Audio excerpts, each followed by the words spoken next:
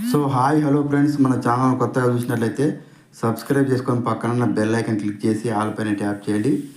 తెలంగాణ రైతులకు శుభవార్త. రుణమాఫీ అనుకున్న విధంగానే కాంగ్రెస్ ప్రభుత్వం చేస్తూ వస్తుంది.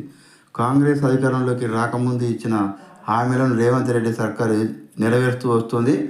ఒకేసారి 2 లక్షల రుణమాఫీ చేస్తామని హామీ ఇచ్చిన కాంగ్రెస్ అనుకున్న విధంగానే చేసుకుంటూ వస్తుంది. అయితే జూలై 18న 1,00,000 వరకు ఉన్న రుణాలను మాఫీ చేయగా ఈ నెలాఖరులోగా 1,50,000 రుణాలు కలిగినటువంటి రైతుల అకౌంట్లో వడ్డీతో సహా జమ చేయనున్నారు.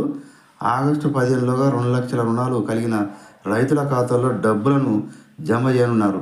ఇదిలా ఉండగా 1,00,000 లోపు రుణం ఉన్నటువంటి రైతులకు కూడా చాలామందికి మాఫీ కాలేదని ఫిర్యాదులు వెలువస్తున్నాయి. అయితే వీటికి అధికారులు వివిధ కారణాలు చెప్తూ వస్తున్నారు.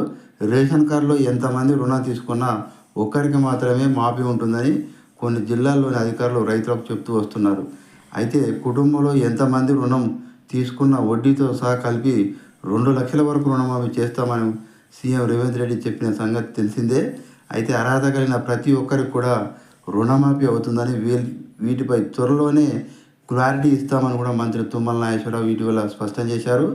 1,00,000 రూపాయలు రుణం తీసుకున్న వారందరికీ వడ్డీతో కలిపి 1,00,000 క్రాస్ అయిన వారికి మాఫీ కాలేదు. వారికి 2వ విడతలో మాఫీ అవుతాయని కూడా అధికారులు చెప్తున్నారు. అయితే 2వ విడత లిస్టు ఎప్పుడు వస్తుందో అని రైతులు ఎదురు చూస్తున్నారు. 2వ విడతకు సంబంధించి అర్హులైన రైతుల వివరాలు లిస్టులను జూలై 29న వెబ్సైట్లో అందుబాటులో ఉండనున్నాయి. సో ఇలాంటి లేటెస్ట్ న్యూస్ మీకు రావాలంటే సబ్స్క్రైబ్ చేసుకొని పక్కన బెల్ ఐకాన్ క్లిక్ చేసి ఆల్ పైన ట్యాప్ చేయండి.